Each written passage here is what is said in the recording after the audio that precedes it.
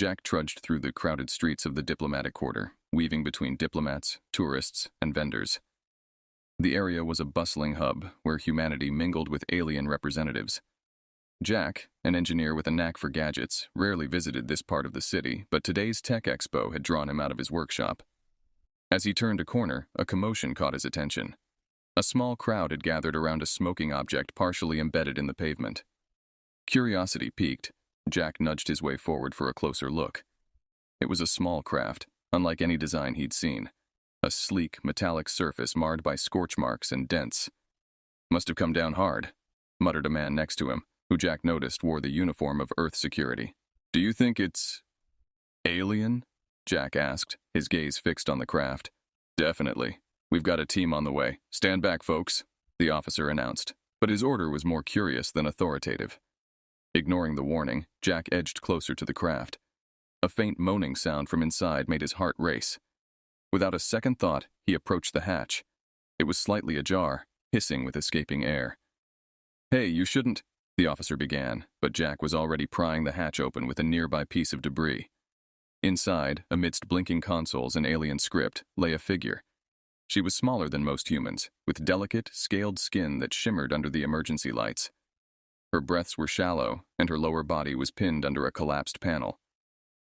"I need help here," Jack shouted back to the officer, who reluctantly joined him by the craft. Together, they managed to lift the panel enough to free her. The alien girl moaned in pain, her bright eyes fluttering open to meet Jack's. "It's okay, we're going to help you," Jack reassured her, though he knew she might not understand him. With the officer's help, Jack gently lifted the girl out of the wreckage. They carried her to a clearer area just as the emergency medical team arrived. "What's your name?" Jack asked, looking down at the girl as they set her on a makeshift stretcher. "Lyria," she whispered, her voice carrying a musical quality. Jack nodded. "I'm Jack. You're safe now, Lyria." The medical team quickly assessed her condition. "We need to move her to a medical facility," one paramedic decided, looking up at Jack and the officer. "I'll go with her," Jack said instantly. He felt a responsibility for Lyria, a drive to ensure her safety. The officer clapped Jack on the shoulder. "I'll handle things here. Good luck, kid." As the ambulance sped towards the hospital, Jack sat beside Lyria, watching her struggle with each breath. "Don't worry, you're going to be okay," he said, taking her hand in his. Lyria squeezed it lightly, her eyes conveying gratitude despite the obvious pain. At the hospital, as doctors rushed around, Jack stayed by Lyria's side. He was her only familiar presence in a strange world. As she was wheeled into the emergency room, Jack promised, "I'll be right here when you get out." Left in the waiting area, Jack mulled over the day's events.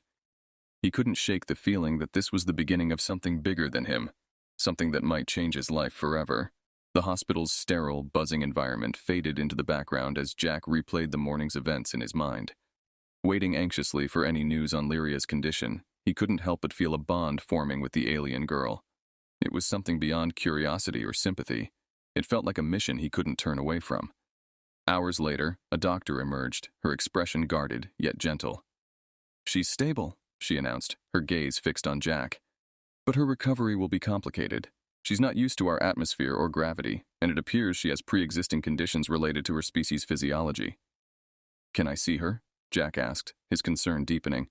"Yes, but she's still under sedation. It might be a while before she wakes up." The doctor gestured for him to follow. As they approached Lyria's room, Jack steeled himself. Through the glass, he saw her lying quietly, her breathing assisted by machines. Entering quietly, he took a seat by her bed, watching her alien features softened by sleep.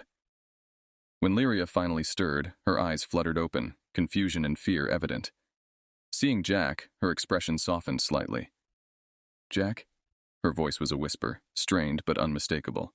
"Yeah, it's me. You're in a hospital on Earth. You're safe," he reassured her, offering a smile. Lyria looked around, taking in her surroundings with evident unease. "I can't stay here," she murmured. "If they find out where I am." "Who's they?" Jack's brow furrowed. "My people. They don't treat the disabled well. I wasn't supposed to survive." Lyria's voice was tinged with sadness. Jack's heart clenched. "You're safe here with me. I won't let anyone hurt you," he vowed. Over the next few days, Jack made arrangements to move Lyria from the hospital to his apartment. utilizing his clearance as an engineer to modify his home into a suitable healing environment for her. His apartment, usually cluttered with gadgets and engineering projects, transformed into a makeshift sanctuary. As Lyria regained her strength, their conversations deepened. Jack learned about Zelath, her home planet, where the harsh environments and societal norms rendered the disabled invisible, or worse, expendable. Lyria's family had hidden her away for years, fearing for her life. "Why did you come to Earth?" Jack asked one evening, as they shared a simple meal he had prepared. "I wanted to prove that I could contribute, that I wasn't useless. I thought if I could just show them." Lyria's voice trailed off, her eyes distant.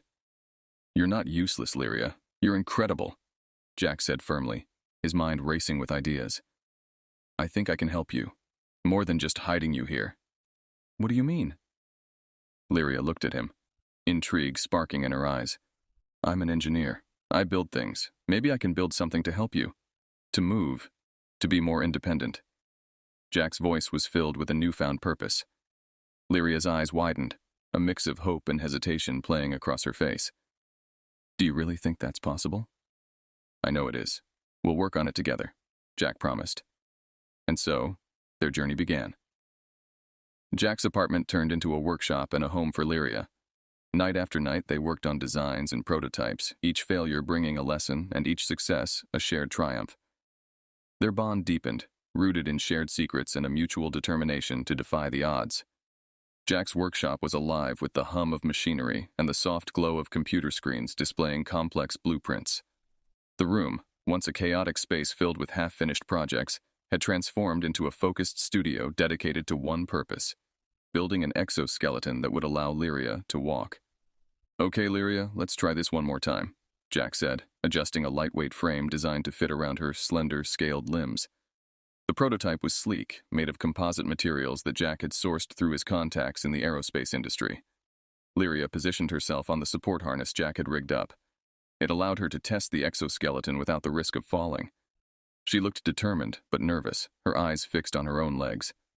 "I've recalibrated the motion sensors and increased the responsiveness of the knee joints," Jack explained as he helped her secure the limb attachments. "It should feel more natural now." Lyria nodded, taking a deep breath. "Okay, I'm ready." Jack stepped back, his hand hovering over the control tablet. As he activated the system, the exoskeleton whirred softly to life. Lyria tentatively shifted her weight, and the mechanical legs mimicked her movements, more smoothly than in any of their previous tests. "It's working, Jack," Lyria exclaimed, a broad smile spreading across her face as she took a tentative step forward.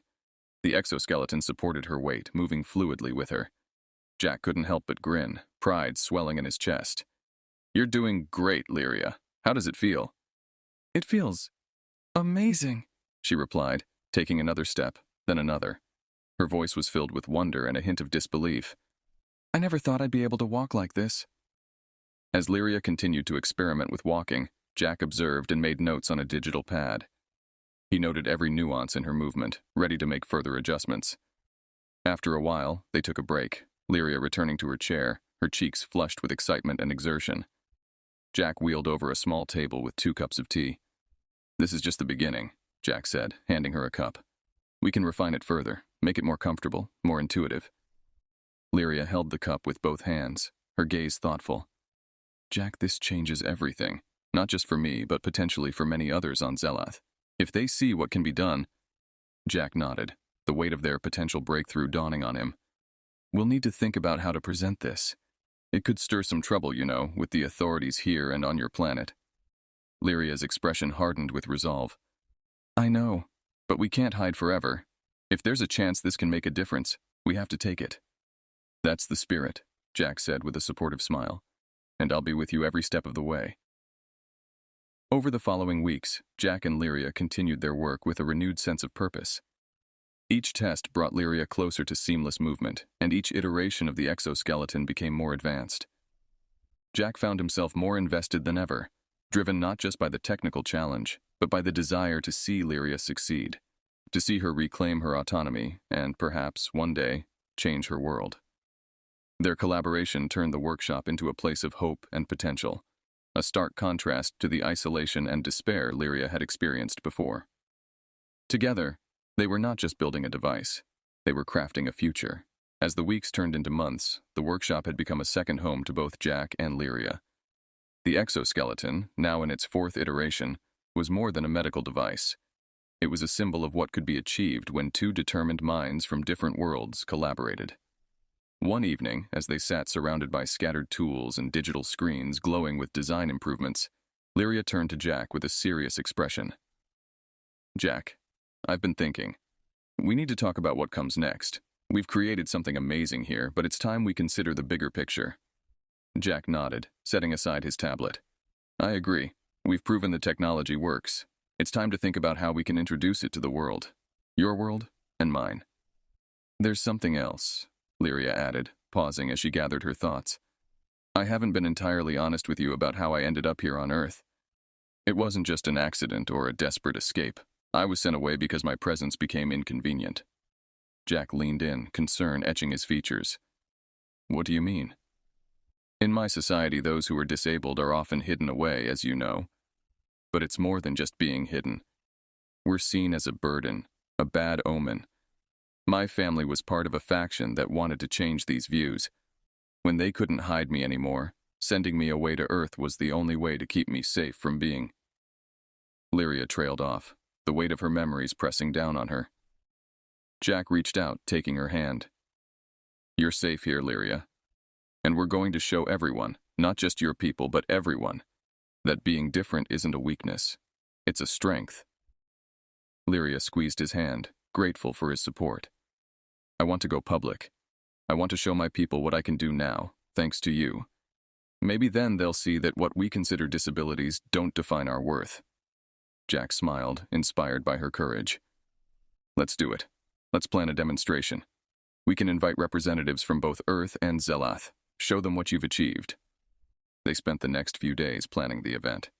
They decided on a public park as the venue, a place frequented by both humans and aliens, symbolizing the unity they hoped to foster.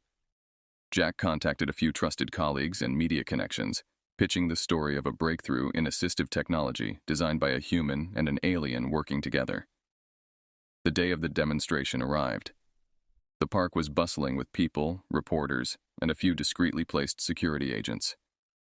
Jack and Lyria stood backstage, the exoskeleton fully activated and hidden beneath a long, flowing robe Lyria had chosen for the occasion.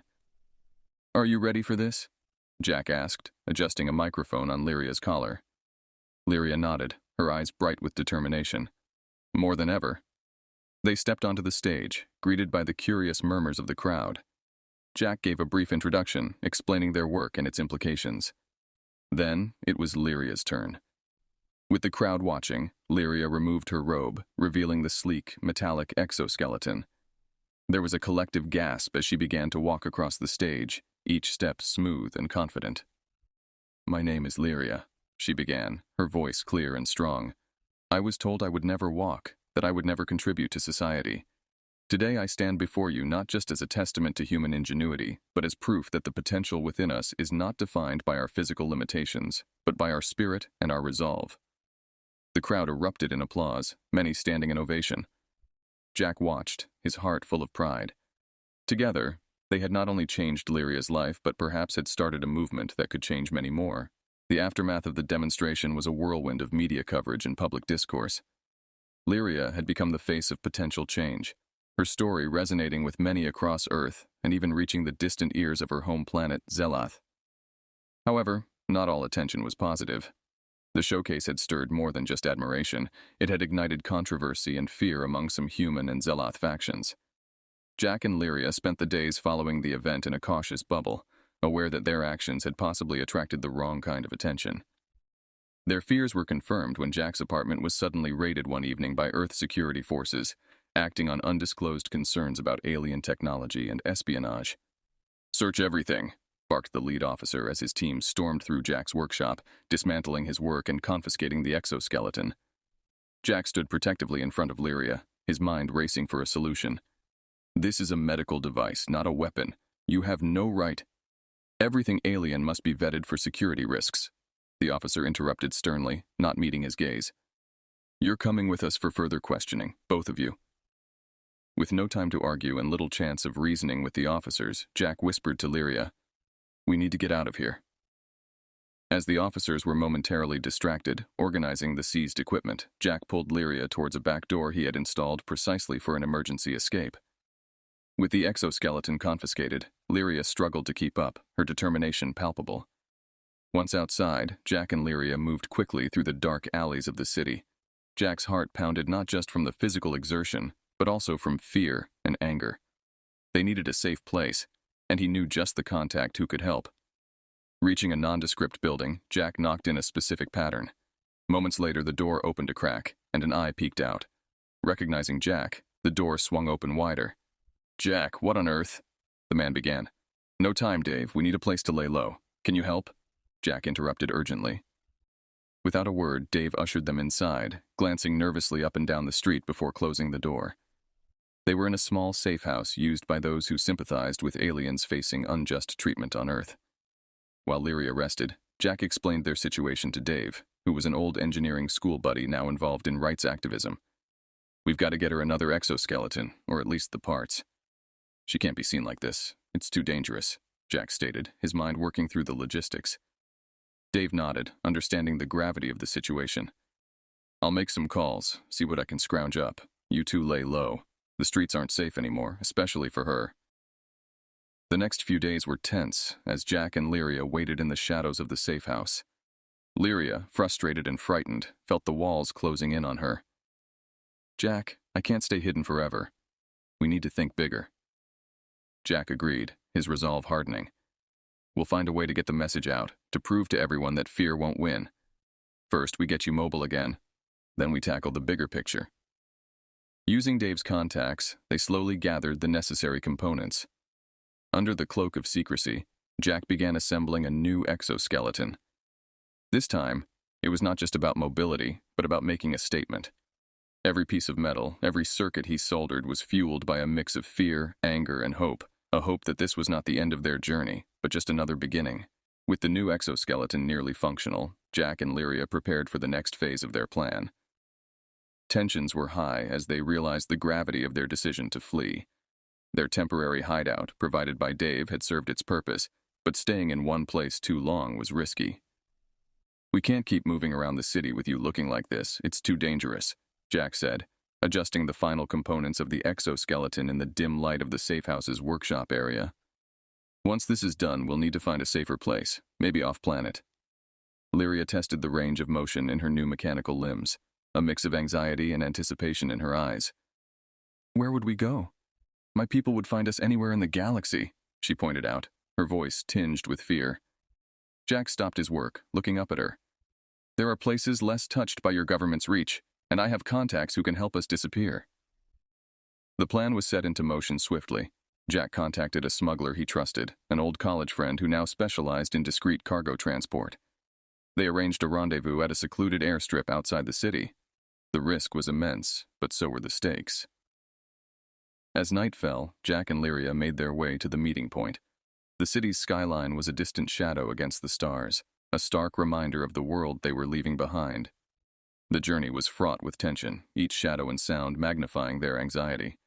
At the airstrip, the smuggler, a gruff man named Harris, greeted them. "Got everything ready?" he asked, eyeing the exoskeleton with a mixture of curiosity and apprehension. Jack nodded, helping Lyria into the cargo hold of the small, unassuming ship. "It's now or never," he said, his hand lingering on hers for a moment longer than necessary, reinforcing their unspoken bond. The spacecraft's engines hummed to life, the sound a harsh contrast to the quiet of the surrounding area. As they ascended into the night sky, Lyria looked back through the small porthole at the receding Earth, her emotions a complex web of relief and sorrow. Their journey took them through the fringes of the solar system, avoiding common trade routes. Harris kept to the shadows of space, using old smuggler's tricks to evade detection. After days of tense travel, they arrived at a small, remote station on the edge of a neutral system. It was a place where many who sought to avoid the prying eyes of powerful governments found refuge. "We'll lay low here for a while," Harris explained as they docked. "It's quiet, off the main paths, and the folks here don't ask too many questions." Jack and Lyria disembarked, stepping into the bustling, ragtag colony. Here, amidst aliens of all shapes and sizes, they could blend in, two more faces in the crowd of those escaping their pasts. As they settled into this new, uncertain freedom, Jack looked at Lyria, her face lit by the light of a different sun. "We're not out of the woods yet, but we're together. That's got to count for something." Lyria nodded, her hand finding his. "Together," she echoed, her voice steady. "Let's see what the future holds." Jack and Lyria had barely started to acclimate to their new, obscure life on the edge of the neutral system when their past caught up with them. The peace of their makeshift sanctuary was shattered by the arrival of a Zealoth enforcement ship, a sleek vessel that cast a long shadow over the small colony. The news spread quickly among the inhabitants of the station. Many of them, with their own reasons to avoid official scrutiny, began to vanish into their bolt holes. But for Jack and Lyria, there was no deeper to hide. "We need a plan," Jack muttered as they watched the enforcement ship from the window of their cramped apartment. "If they're here, it means they've tracked us across the stars. Running further might not be an option this time." Lyria, her face set with determination, nodded. "We can't keep running. Maybe it's time to stand and fight, to make them see." Jack knew she was right. They had evaded and hidden, but the core issue remained unchanged. As long as Lyria was seen as a liability by her people, she would never be free. "All right," Jack said after a moment's thought. "Let's bring our case to the people. If we can sway public opinion, maybe we can change the minds of those in power." With the help of Harris and a few trusted allies, they set up a broadcast from the station's communications hub. They planned to tell their story to anyone who would listen, to show that Lyria was not a burden to her society, but a beacon of what could be achieved. As Lyria prepared her speech, Jack worked on rigging the broadcast system to send their signal as far and wide as possible. "This has to reach beyond this station, beyond this system. Everyone needs to see the truth." When the time came, Lyria stood in front of the camera, her exoskeleton visible, a testament to human ingenuity and her own unbreakable will. Jack stood off to the side, his hand on the switch, ready to broadcast their plea for understanding and peace. "Ladies and gentlemen of Zelothan Earth," Lyria began, her voice steady despite the monumental stakes. "My name is Lyria. I was born with a condition that made me different, but not less. With the help of a human Jack, I have gained mobility and a new life. We ask for your understanding and your support. We are not your enemies. We seek only to live our lives in peace." Her words, sincere and powerful, resonated through the station and across the airwaves, reaching countless ears across multiple systems. As Lyria spoke, the Zealoth enforcers landed on the station. They moved toward the communications hub, their intentions clear. But instead of confrontation, they found themselves surrounded by station inhabitants, human and alien alike, who had heard Lyria's words and decided to stand with her. The lead enforcer, a stern-faced Zealoth named Commander Varric, entered the hub just as Lyria finished her speech. His gaze met Jack's, then Lyria's, and around at the crowd that had gathered. "You've caused quite a stir," Commander Varric said, his voice betraying no emotion. "But this is an internal matter for Zeloth." "It's a universal matter of rights and respect," Jack countered, stepping forward. "Lyria has shown what she and others like her can achieve if given a chance. Isn't that worth considering?" The standoff continued, tense and uncertain, until Commander Varric finally lowered his gaze, signaling his men to stand down. "Perhaps it is time we reassess our stance," he conceded, "but this will need to be discussed at the highest levels." As the enforcers retreated, the crowd erupted in cautious celebration. Jack and Lyria exchanged a look of relief mixed with disbelief. They had taken a stand, and for now, it had made a difference. "We've started something here today," Lyria said to Jack as they watched the enforcers depart. "Whatever comes next, we've shown that change is possible." Jack nodded, wrapping an arm around her shoulders. "Together we did, and whatever comes next, we'll face it together." In the wake of their broadcast, the atmosphere on the station transformed. The standoff had not only highlighted Lyria's plight, but it also sparked a broader discussion about the treatment of the disabled within Zeloth society and beyond. The residents of the station, once wary and distant, now approached Jack and Lyria with new respect and camaraderie. As days turned into weeks, the impact of their plea for understanding echoed back in surprising ways. Messages of support and solidarity poured in from various corners of the galaxy, including from within Zeloth itself, where a growing movement questioned long-standing prejudices and policies. One afternoon, as Jack and Lyria were assisting Harris in the station's main market, a communication came through that would once again change the course of their lives. It was an official summons from the newly formed Zealoth Commission for Inclusion, inviting Lyria to participate as a spokesperson and consultant. Lyria read the message aloud, her voice trembling with a mixture of excitement and apprehension.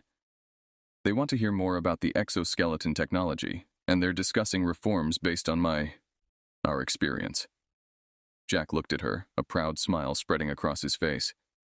You did it, Lyria. You're going to make a real difference. But only because of your help, Jack, Lyria responded, reaching for his hand. We did this together. As they prepared for their journey back to Zealoth, the mood among their friends at the station was bittersweet. Harris clapped Jack on the back, his eyes gleaming with unshed tears. You're doing good work, both of you. Don't be strangers now, you hear?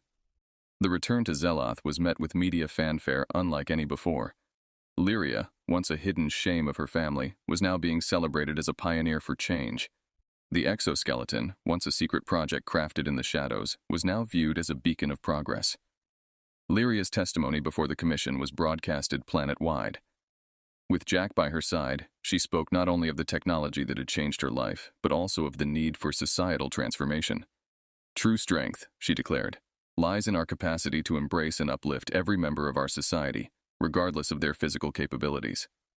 The Commission's work led to new policies that gradually began to reshape how the disabled were treated across Zealoth. Educational programs, accessibility initiatives, and anti-discrimination laws were enacted, creating a ripple effect that promised a more inclusive future. Meanwhile, Earth watched and learned, its own policies influenced by the brave stand taken by a young alien and her human ally. Jack and Lyria continued to work together, now aided by official support, to refine and distribute the exoskeleton technology. Years later, standing together on a balcony overlooking the vibrant capital of Zealoth, Jack and Lyria reflected on the journey that had brought them there.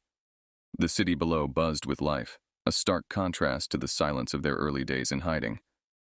We've come a long way, Jack remarked, his arm around Lyria's shoulders.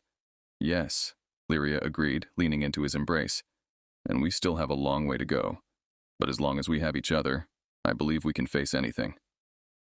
Their journey had started with a crash, a rescue, and a shared dream. It had grown into a movement that crossed planets and changed lives. Together, they had altered the course of history, proving that even in the vast expanse of the galaxy, two determined hearts could make a world of difference.